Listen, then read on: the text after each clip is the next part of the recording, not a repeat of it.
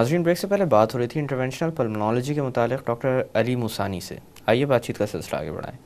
Doctor صاحب، جیسے کہ بات ہو رہی تھی انٹرونشنل پلمونالوجی کے حوالے سے، ایک عام انسان کے نظریے سے میں پوچھنا چاہوں گا آپ سے کہ انسان عموماً پھیپھڑوں کی صحت کو نظر انداز کر رہا ہوتا ہے، اور ایک اور وجہ اس کی یہ بھی ہے کہ پھیپھڑے بہت طاقتور حصہ ہیں ہمارے جسم کا، ایک ایسا حصہ جو کہ بہت عرصے تک نقصان برداشت کرتا رہتا ہے اور کچھ کہتا نہیں ہے، اور بہت زیادہ نقصان ہو جانے کے بعد وہ اچانک سے ایک خطرناک کیفیت میں انسان کو لے کر آ جاتے ہیں. تو اس حوالے سے میں آپ سے پوچھنا چاہوں گا کہ پھیپھڑوں کی صحت کو برقرار رکھنے کے لیے کیا کیا جا سکتا ہے؟ Excellent question. کچھ چیزیں تو ہم خود کر سکتے ہیں جو میرا خیال ہے بہت ہی پریکٹیکل ہیں اور ہر ایک کو کرنی چاہیے، اور کچھ چیزیں جو ہیں وہ ایز اے قوم ہمیں کرنی ہوں گی جو پرابیبلی تھوڑی مشکل ہوں گی. جی، میرے خیال میں جو ہم خود کر سکتے ہیں وہ آسان چیزیں ہیں. نمبر 1، سگریٹ نہ پی جائے. نمبر 2، اپنے وزن کو قابو میں رکھیں. جب موٹاپا شروع ہوتا ہے تو بہت ساری تکالیف شروع ہوتی ہیں، ہارٹ کی اور ڈائبٹیز کی اور بلڈ پریشر کی، لیکن یہ لنگس کے لیے بھی بڑا برا ہوتا ہے، کیونکہ ایکسٹرا 30 40 50 پاؤنڈ کو اب آکسیجن سپلائی کرنی پڑتی ہے. جی، اور جب آپ سوتے ہیں تو وہ سارا وزن آپ کے پیٹ کو دباتا ہے، آپ کے پھیپھڑے کی جگہ جو ہے وہ اور کم ہو جاتی ہے، اور مختلف قسم کی بیماریاں ہوتی ہیں. اکثر ایسا ہوتا ہے، ایک بیماری ہے جس کو ہم کہتے ہیں سلیپ ایپنیا، کہ رات میں مریض باقاعدہ بریدنگ بند کر دیتے ہیں کئی سیکنڈز کے لیے، اور اکثر اور پھر اچانک پریشان ہو کر اٹھ جاتے ہیں. ایگزیکٹلی. اور اس کی جو لانگ ٹرم کمپلیکیشنز ہیں وہ بڑی خطرناک ہیں. اس سے ہارٹ اٹیکس، اسٹروکس، ایک بیماری جس کو ہم کہتے ہیں پلمونری ہائپر ٹینشن، اور ایونچولی دماغی کمزوریاں شروع ہو جاتی ہیں، کیونکہ ان تمام میجر باڈی کے آرگنز کو آکسیجن نہیں مل رہی ہوتی رات کو. جی، تو موٹاپے سے بچیں لوگ، سگریٹ نہ پئیں، اور ایکسرسائز کرنے کی کوشش کریں ریگولرلی. اگر کچھ نہیں کر سکتے تو رات کو آدھے گھنٹے کے لیے ٹہلنے نکل جائیں کھانے کے بعد، اور 2-3 میل چلیں.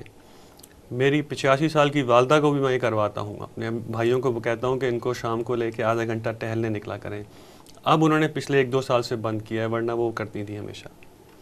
تو میرے خیال میں یہ چند چیزیں پرسنلی ہر انسان کر سکتا ہے. اور ایز اے قوم ہمیں پولوشن کم کرنا ہوگا اپنے ملک میں. اس کے لیے بہت اسٹرکٹ لاز بنانے ہوں گے، ایمیشن کے، گاڑیوں کے دھواں کے، فیکٹریوں کے دھواں کے، اور یہ سب چیزیں ہمیں کم کرنی ہوں گی. اور یہ تو میں صرف بڑے شہر کی بات کر رہا ہوں. چھوٹے شہروں میں اور گاؤں دیہاتوں میں جو لکڑی جلائی جاتی ہے اور جو اس کے دھوئیں سے جو تکالیف ہوتی ہیں، اس کا تو کوئی جس حساب کی نہیں وجہ سے ہے. خواتین تک جو کہ اسموکنگ نہیں کرتی ہیں COPD کا شکار ہو جاتی ہیں. ایگزیکٹلی. یہ بڑا امپورٹنٹ پوائنٹ آپ نے بتایا. میں نے کل JPMC میں 4-5 پیشنٹس راؤنڈ کیے تھے پرسوں. اس میں سے چند ینگ خواتین تھیں جنہوں نے کبھی سگریٹ نہیں پی، اور ان کو انتہائی بری پھیپھڑوں کی بیماریاں ہو گئی ہیں. تو مجھے بڑی حیرت ہوئی. تو بعد میں مجھے وہاں کے پروفیسر صاحب نے بتایا کہ بھائی آپ کے ملک میں اب یہ نہیں ہوتا جہاں آپ پچھلے 15-18 سال سے کام کر رہے ہیں، یہاں یہ بڑا کامن ہے. تو یہ چند چیزیں میرے خیال میں بڑا سگنیفیکنٹ امپروومنٹ کریں گی اگر اس کا ہم خیال کر لیں تو. اچھا ڈاکٹر صاحب، انٹرونشنل پلمونالوجی کو پاکستان تک رسائی حاصل کرنے میں ابھی کتنا وقت درکار ہے؟ بھائی مجھے پورا یقین ہے کہ جس طرح ہمارے ینگ ہائیلی کوالیفائڈ اور برائٹ ڈاکٹرز اس میں انوالو ہوئے ہیں، اور جتنا ان کی انتھوزیازم ہے اس فیلڈ میں، میرا نہیں خیال کہ کچھ سالوں سے زیادہ لگے گا. ایک پوٹینشیل لمیٹنگ فیکٹر ہے، وہ یہ کہ یہ ٹیکنالوجیز خاصی ایکسپینسو ہوتی ہیں. تو شاید یہ پہلے پرائیویٹ اور بڑے ہسپتالوں سے شروع ہو، لیکن اگر اس میں ٹرینڈ لوگ یہاں پہ جس طرح آ رہے ہیں، میرے پاس ایٹ لیسٹ آدھا درجن لوگ آ چکے ہیں امریکہ میں ٹریننگ کرنے پاکستان سے، پرائیویٹ ہاسپٹلس کے بھی، گورنمنٹ ہاسپٹلس کے بھی، اور ملٹری ہاسپٹلس کے بھی. اور وہ میرے پاس کچھ عرصہ ٹریننگ کر کے یہاں آئے، اور پھر میں ان کے اسپتالوں میں آ کے میں نے ان کو ڈیولپ کرنے کی کوشش کی ہے. اگر یہ سلسلہ چلتا رہا تو مجھے پورا یقین ہے کہ اگلے 5 سال میں انشاءاللہ زبردست انٹرنیشنل پروگریس ہو چکی ہوگی اس ملک کے اندر. ہمارے پروگرام کے توسط سے کوئی پیغام آپ دینا چاہیں گے عوام کو بھی اور ڈاکٹرز کو بھی؟ میرا خیال ہے کہ لنگس کی ڈیزیزز کے حوالے سے ایک بہت بڑی انٹرونشن جو ہم کر سکتے ہیں عوام بھی اور ڈاکٹرز بھی، وہ یہ کہ اسموکنگ کو کم کیا جائے اور اسموکنگ سیسیشن پہ کام کریں. میرا خیال ہے ہر لنگ ڈاکٹر کو اور ہر جنرل ڈاکٹر کو اپنے مریض سے پوچھنا چاہیے کہ کیا وہ سگریٹ پیتے ہیں، چاہے وہ مریض کسی اور وجہ سے ان کے پاس آیا ہو.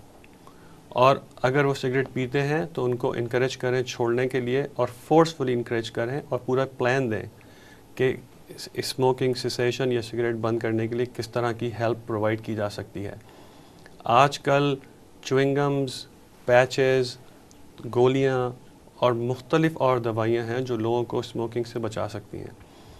اسموکنگ میرے خیال میں بہت ساری بیماریوں کی جڑ ہے، نہ صرف لنگس کے بلکہ اسٹمک، اسافیگس، ماؤتھ اور بلیڈر کینسرز، بہت سارے ہارٹ کی بیماریاں، اسٹروکس، ہارٹ اٹیکس، سب اسموکنگ کی وجہ سے بڑھ جاتے ہیں.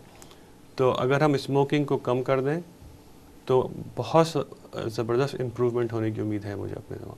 اور اس کو پوری دنیا نے ریئلائز کر لیا ہے. سگریٹ اب امریکہ میں اور یورپ میں اتنا مہنگا کر دیا گیا ہے کہ ایک عام آدمی خریدنے اس کے لیے بڑا مشکل ہو گیا ہے. جی. لیکن ہمارے ملک میں آج بھی ایزیلی اویلیبل ہے اور ہر آدمی سگریٹ بہت آسانی سے حاصل ہو جاتا ہے. جی ہاں، تو لوگ سگریٹ بھی پی رہے ہیں. اور اب پچھلے چند سالوں میں ایک جو بہت بری ڈیولپمنٹ میں نے پاکستان میں دیکھی ہے وہ یہ ہے کہ لوگ پان بہت کھاتے ہیں اور گٹکا بہت کھاتے ہیں، جس کی وجہ سے اب اورل کینسر کا رسک بہت بڑھ گیا ہے ہمارے ملک میں. ڈاکٹر صاحب بہت بہت شکریہ کہ آج آپ نے اپنا قیمتی وقت ہمیں دیا اس اہم موضوع پر بات کرنے کے لیے. مائی پلیجر، آئی تھورلی انجوائیڈ اٹ. ناظرین، جاتے جاتے دو باتیں میں آپ سے کرنا چاہوں گا. ایک تو یہ کہ کچھ بری عادتیں جو ہم عموماً پال لیتے ہیں اور جن سے ہم چھٹکارا نہیں حاصل کر پاتے، ان کے معاملے میں جو ہمیں تکالیف جن کی وجہ سے ہم پریشان ہوتے ہیں کہ ان عادتوں سے نجات حاصل ہوگی تو یہ پریشانیاں پیش آئیں گی، وہ عارضی ہوتی ہیں، وہ مستقل نہیں ہوتی. دوسری بات یہ ہے کہ ان عادتوں میں اگر انسان مبتلا رہے تو جو تکالیف پیش آئیں گی وہ مستقل ہوتی ہیں. اس چیز کو مد نظر رکھتے ہوئے کوشش کیجیے کہ اس طرح کی اگر بری عادتوں میں آپ گرفتار ہیں تو ان سے چھٹکارا حاصل کریں.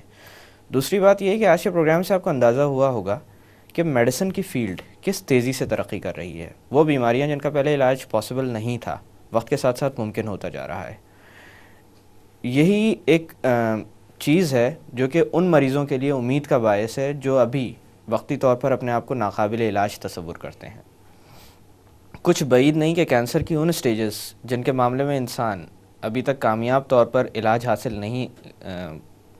نہیں کر سکا ہے، ان کا علاج بھی کچھ عرصے بعد سامنے آ جائے.